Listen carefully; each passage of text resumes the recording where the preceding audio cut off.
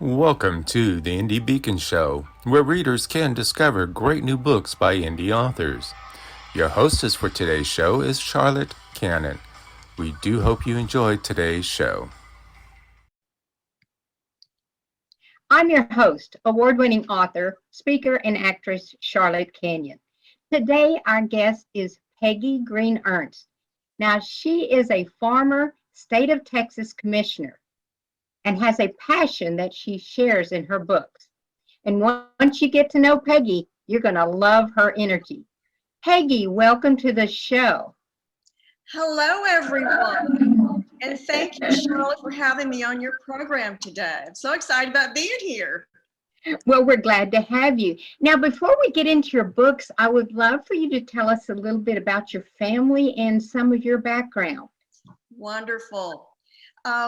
I have to focus first on my international childhood. It was a great adventure and plays a big part in my books. I was born in Fort Worth, Texas at Carswell Air Force Base. My father was career military, and I attended 13 schools around the world, including first grade in England when I was 4 years old, and I graduated from high school in the Panama Canal Zone in Central America. I also attended fourth grade on an island called Kwajalein Island in the Pacific Ocean. And then we moved to Japan for a few months. In the United States, I attended schools in Biloxi, Mississippi, Fort Worth, Texas, and San Benito, Texas. And for those of you who don't know, San Benito is at the southern tip of Texas near the border of Mexico. My grandparents lived down there and I learned a lot about the Mexican culture. After high school, I was a foreign exchange student to a private Panamanian high school during the summer. And I was very active in our church and played basketball and softball and was treasurer of our teen club on the military base and sang in a girls group, We Seven. I earned my bachelor's degree from University of North Texas in Denton, Texas, and later received a master's of business administration degree from Southern Methodist University in Dallas. And I'm going to segue over to my professional career now. I was focused mainly on national public policy as well as education and training. I was a corporate lobbyist, as you made some reference to that, and director of government relations for National Gypsum Company for 3 years. And for 11 years, I was the executive director of the National Housing Roundtable. And other jobs included things like I was a director of special projects for an educational consulting company, a regional project training coordinator for the University of Houston, as well as a teacher in a public school.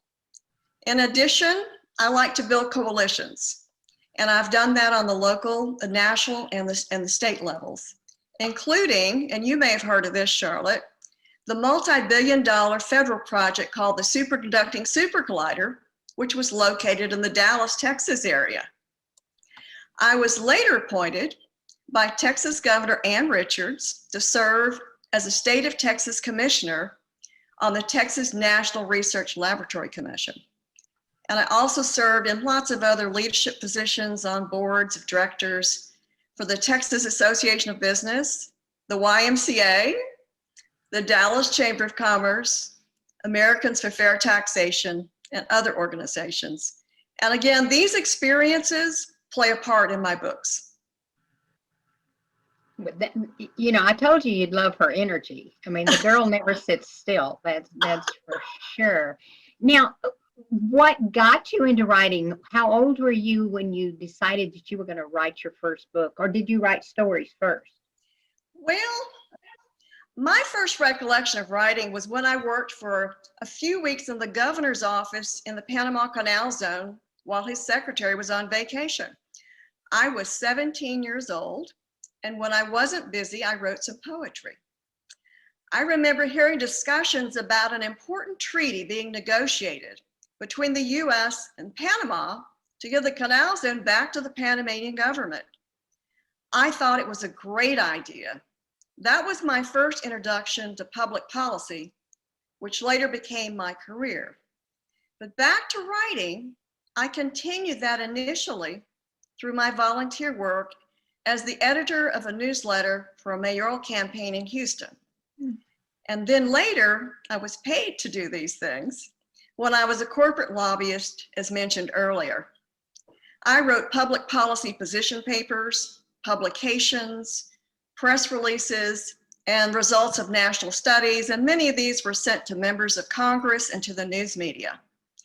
And I also wrote congressional testimony as well as marketing materials for international trade legislation. And then after decades of writing professionally, I was inspired to use all of this background for my first book, a novel and love story to my husband, Ray Ernst. And now I am the author of 3 books. That's how I got started. That, what's amazing about that is you sound very articulate and like they love your writing. I wish you would write for some of our politicians nowadays, because they not only don't have good words that they use, they don't say anything that's worth listening to. Anyway, we won't talk about politicians right now. I mean, that's a whole nother show for sure. You got to believe that. Yeah. Well, tell us a little bit. Your first book is called Paradise in Puerto Vallarta. Puerto Verde. Puerto Verde, and Verde actually is green in Spanish. So I took some poetic license. And so the picture I'm going to show you. Okay, so this is the book, Paradise in Puerto Verde. Okay. My last name is Green, and in Spanish, that's Verde is green. Okay. So instead of Puerto Vallarta, I just, made it sort of this fictitious town of Puerto Verde. So that's how I got the title Paradise in Puerto Verde. And then I used my professional legislative background as well as my husband's background as a psychologist for the 2 main characters in my book. And the writing just flowed as if I was watching a movie, Charlotte. I mean, seriously, I'm typing away and it's like I'm watching this movie right before my very eyes. If I hadn't been so busy, I could have written it much more quickly than it took me to do. And so when I'm inspired to write, I don't know about you, when I'm inspired to write, then I have to write. There is no other option. And the story is about Marie Nolan and Mitch Young, both divorced and both looking for a spiritual partner. Friendship and tragedy take them to Mexico.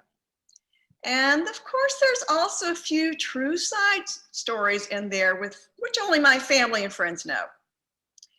There is a multicultural cast of characters and drama throughout the book, so it keeps people engaged in the characters.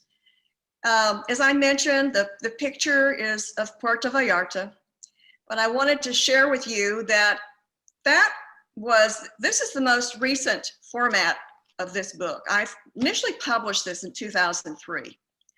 And then last year, I taught myself how to format my own books with doing my 3rd book. And so I recently republished this one with a bigger font, and which makes it easier for people to read than the one in 2003. So that is the first book. I can go on with the second book if you'd like. Well, I want to ask you a little bit more. Why did you choose that area of the country? Did you and Ray go on your honeymoon there, or, why did you choose that city? We did go there on a trip, and it was a very, very special trip early in our marriage, and just gorgeous. I've lived in so many other islands and beaches around the world, but it was really, really beautiful. And so the story of Marie Nolan, she is a national, international lobbyist, based, like I said, on myself. And she's working on some legislative issues in Mexico. That's where I placed it, because I'm more familiar with the Mexican culture because my grandparents lived down close to Mexico. And we used to go across the Mexican border many, many, many years, all my life, actually, pretty much. And so I just love the Mexican culture. And I thought, this is the place I want to put this. And I could incorporate some of the financial infrastructure things I was doing in the United States. So that's how I got started on that. That's how you got started on that. Well, we've got a lot more to cover. So we'll be right back after a brief message from our sponsors. Hi, my name is Elle Ballard, and I'm the founder of Women of the World Network, a supportive entrepreneurial community of multinational women. I'm excited to announce we have second series launching for our anthology, Recipes for Body, Mind, and Soul, on April 7th. If you'd like to participate in any of our future anthologies or just check out our community, visit womenoftheworldnetwork.com. Welcome to B4R.store, a bookstore for indie readers and indie authors, where indie authors can earn their fair share from the books you purchase. We have a wide variety of genres that you can select from. We also have ebooks and paperbacks. You can select authors by their first names, and we also have music. If you're interested in their city or country, we have that listed as well. If you are an author and would like to be on our bookstore, we have 3 options for you.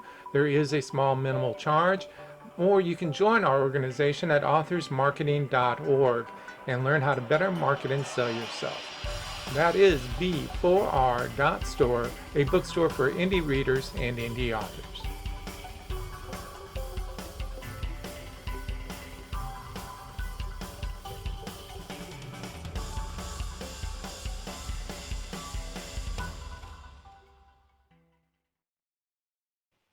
Hi, I'm Charles Brakefield. And I'm Rox Berkey. Together, we write as Brakefield and Berkey.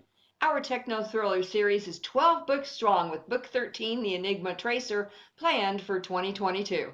Techno thrillers are the cyber good guys versus today's darknet thugs. We added our series prelude, Out of Poland, a 1939 historical novella, in 2021. We also have 8 short stories available in family and women's contemporary genres, with more planned for 2022. Please visit our website, enigmaseries.com, to learn more about why we say technology is today's weapon of choice. Thank you. Welcome to the Indie Beacon Show, where readers can discover great new books by indie authors. Your hostess for today's show is Charlotte Canion. We do hope you enjoyed today's show. Okay, we're back with Peggy Green-Ernst, and she's got a fascinating background, and she's incorporated this into her books. So now she's going to tell us a bit about her love and compassion, spiritual solutions for our politics and our lives. I don't even see how those fit together. Tell us a little bit about the second book. Okay. Well, I was also inspired to write my second book. And as you just said the title, Love and Compassion, Spiritual Solutions for Our Politics and Our Lives. What happened was, after volunteering for 2 years with a national organization working on changing our tax system, I had scheduled and attended over 200 meetings with members of Congress and or their staff in Washington, D.C. And I thought it was time to look at all of the national public policy issues and their historical evolution, and to consider, what would Jesus do? After all, his message was, love your neighbor as you love yourself. So I spent 2 years researching and writing this book, which has 28 pages of references at the back of the book.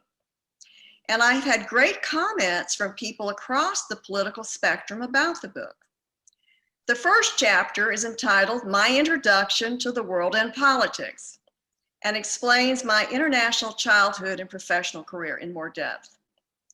I also included some personal stories throughout the book, and the other chapters focus on Social Security, healthcare, climate change, military defense, education and training, and of course, tax reform, global financial crises, and political parties.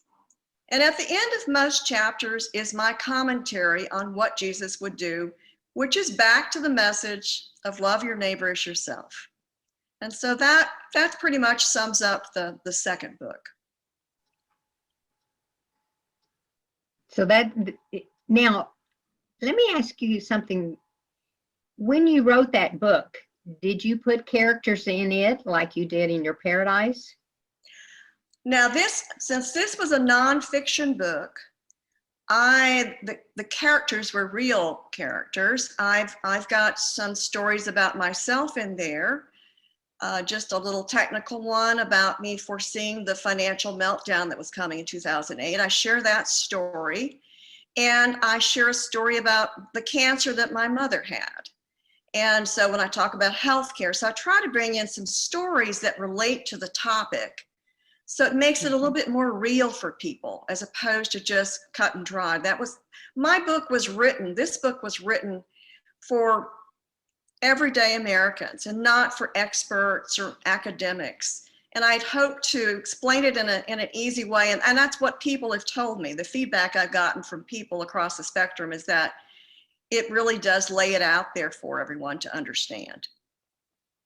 Yeah, I find that as well, because when I was researching my book, I read doctors' books and it didn't speak to me because they were talking in a different language. Exactly.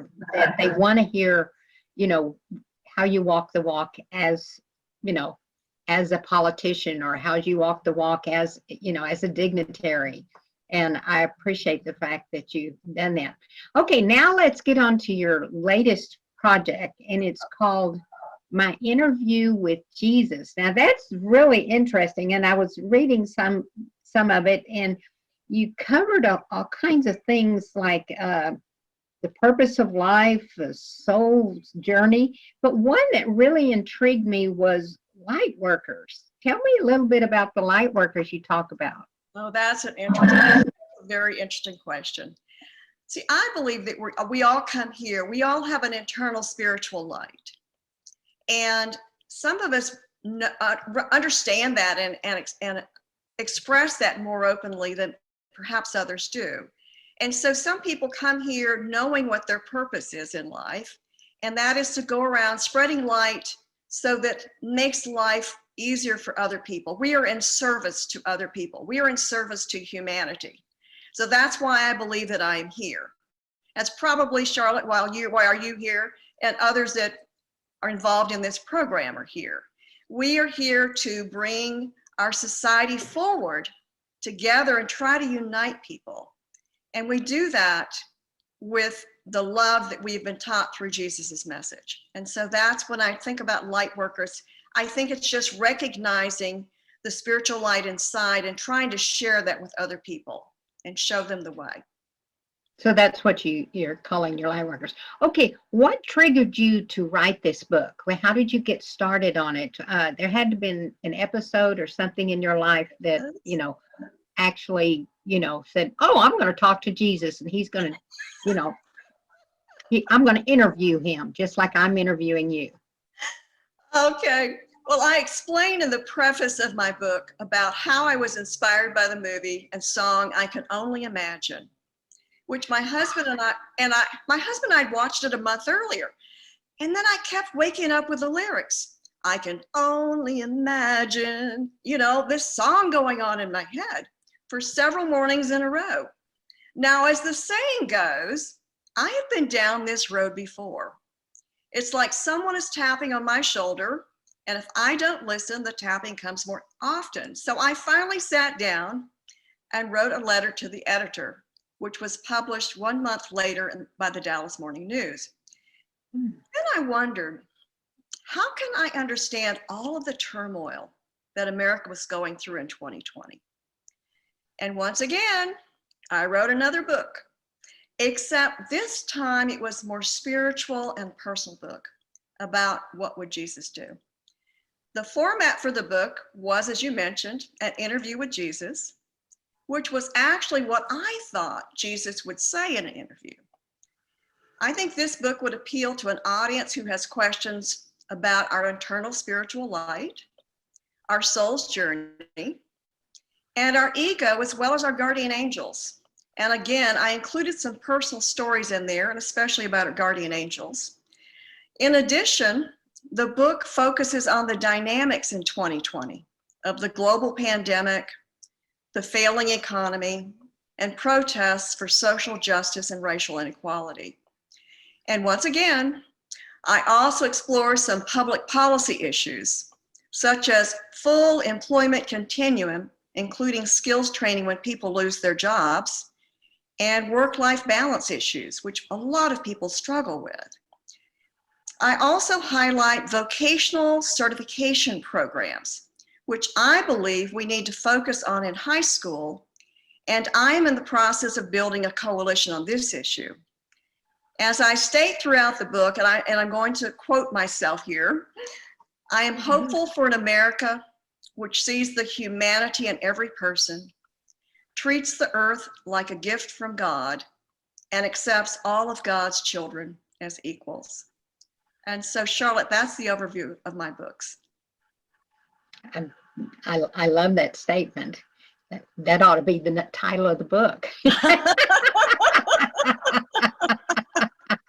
Well, you said you had a guardian angel story, and can you give a synopsis of it in about a minute or two, or a couple of sentences? I can. There are about 3 or 4 guardian angel stories. Some of them have to do with running out of gas in my car in my 30s. And so I finally learned to keep my tank at least half full. And that's what I do today. One was a more dangerous situation, and the others are a little bit more, lighthearted, but still at the same time, I needed some help. The one dangerous situation that occurred is one night I had to drive over and get some cat food. I had a cat at the time, and I'd come in from my aunt's house. She was an hour away, and I was out of cat food. So I had to go to the little bitty corner grocery store. And it was all the lights, the parking lot was dark, except for right in front of the store, there were lights on. And then there was 2 glass doors. Got out of my car. This other car pulled up, and these 2 guys tried to talk to me. And I just, I didn't know who they were, and it was really late at night. So I just went on into the store. And so as I was checking out, got my groceries, and I was checking out with the cashier. And all of a sudden, as I walked from the cashier, and it's just a few feet to the glass doors, I felt this negative force. I felt this force, not negative, but a force that said, do not go out the door. So I know better. And so I said, and this is before cell phones, so I asked the cashier, can I use your phone? And I called a friend. And my friend said, stay inside and I'll be there in a minute. And so he came in the door and walked me out to my car. And he's right in parked. It's only like 4 or 5 spaces in front of the door, okay? And they, got in my car. He pulled out. I pulled out behind him. And over in the side parking lot, which is all dark, this car that had pulled in beside me, pulled in behind me and was following me. Wow. And so I was honking on the horn, and my friend turned left, I turned left, and they went straight. So that is that's where your intuition, which is even stronger than intuition, your guardian angels are talking to you. Your guardian angels. Another one was if you have another 30 seconds, I can tell you the other one. Well, we've got to take a break here, though. Let's do it. But we need to stay tuned because Peggy's got more to share with you. We'll be right back after this short commercial. Each and every one of us has a mission in life. Mine is to help people laugh through the good times and the bad. My name is Charlotte Canion, and I'm an author, a speaker, and a host on Indie Beacon Radio.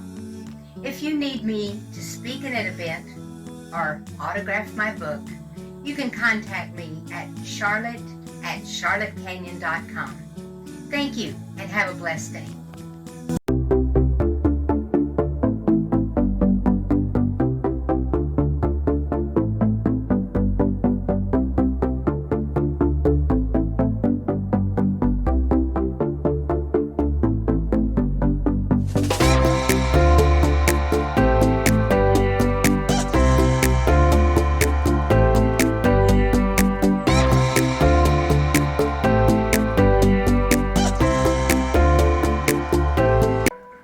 Authors Marketing International, a membership-based organization where members learn how to better market and sell themselves. Join us at authorsmarketing.org. Hi, this is Beyond Bourgeois. I am the founder and director of the B4 Art Bookstore. We are in our warehouse, and as you can see behind me are some of the books that we have for the short story contest that we run annually. It begins March 1st and runs through July 31st. Of course, if you win, you get copies of the books you're published in, the anthologies, and they go out to libraries and schools. So a great way to discover new readers. Check it out, b4r.store, and good luck. Welcome to the Indie Beacon Show, where readers can discover great new books by indie authors. Your hostess for today's show is Charlotte Canion. We do hope you enjoyed today's show. Well, welcome back. We've been speaking with Peggy Green-Ernst, and oh my gosh, it has been a fantastic interview. She's told us a little bit about her novel that she wrote for her husband, and then she went into love and compassion, but she dragged life and politics and, everything else into it. And now she's written an interview with Jesus. And I thought that was really interesting how she uses it, and it's a great awakening because of everything that the world has gone through. Peggy, tell us a little bit how we can get a hold of you. People want you to speak at their groups. Give us your website and, where they can buy your books. Okay. They can reach me through my website, peggygreenernst.com. I got pictures on there, but I also have a contact form on there so they can contact me through that method, which other people have done. And then they can also find my books on Amazon. All my books are available now on Amazon. And I am looking at other options to distribute my book as well. And of course, if you want to have a book signing or you're in the Dallas area, just let me know. And I'm going to be visiting bookstores. So that's the way I'm doing it right now. Okay, I'm going to ask you one more thing. If you met a new author, and I think we both agree that everyone has a book, whether they put it down to pen and ink is, up to them. But what advice would you get someone who says, I've got a book inside of me and I need to get it out? Where do I start? Well, I have 3 different kinds of books. And the first book was the one that I said, it was easy. I knew I had a couple little stories in my mind, but then it was kind of like watching a movie when I sit down to start typing the story. So that one just came really, really freely. The second book was more historical, so I had to do a lot of research, but I knew which topics that I want to write. And so that gave me different lanes to put my stories into. And then the third book, my interview with Jesus, is a spiritual book and a personal book. But again, I knew what themes I would like to write about. And so I would write little stories, and then I would try to find a way to weave them all together. So it really depends. But the main thing is just start writing, and be sure and print it out if you've got it on the computer that day, because you can lose your data sometimes. So that's what I would suggest to people. You could always find somebody to help you with publishing. Okay, tell them your website one more time. PeggyGreenErnst.com. And that's PeggyGreenErnst.com. Peggy, this has been a fabulous, fabulous show. She's told us a little bit about her political background, and I think your whole being raised by the military, is fascinating, and traveling everywhere that you've been. I want to thank you again for your interview. Thank you for all of your insights. I'm sure people are going to run out and buy your books. Thank you, Charlotte. Thank you. Well, this is Charlotte Canion, and I want you to remember one thing. A rose is like a book. You can't know its beauty until you look at it. And a book is like a rose. Until next time, stay safe, and bye for now. Thank you for watching the Indie Beacon Show, produced by B. Allen Bourgeois for the Authors Marketing International, LLC. Copyright 2022. Voiceover by B. Allen Bourgeois. If you would like to be a sponsor of the show, please contact us at authorsmarketing@outlook.com. If you would like to be on this show, it is free to authors. Simply fill out the form at indiebeacon.com. The music is provided by Happy Follows. The music is entitled